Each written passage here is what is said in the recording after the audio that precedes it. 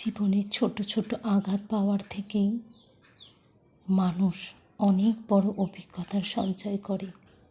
জানেন কখন মানুষ একজনের উপর অনেক বিশ্বাস করে ফেলে?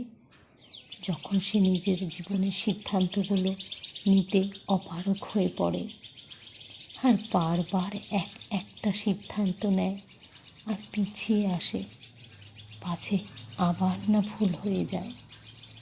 আর ঠিক সেই সময় যদি কোনো পথপ্রদর্শক তার পাশে এসে দাঁড়ায়, যে তাকে বুঝতে পারে, তার সব কথা শোনে, তাকে নতুন পথের সন্ধান দেয়, আর সে যেন হয়ে ওঠে তার প্রিয়তম, যাকে কিনা মন খুলে সমস্ত কিছু বলা যায়, আর সে তাকে সুন্দরভাবে সঠিক পথের দিশা দেখায়।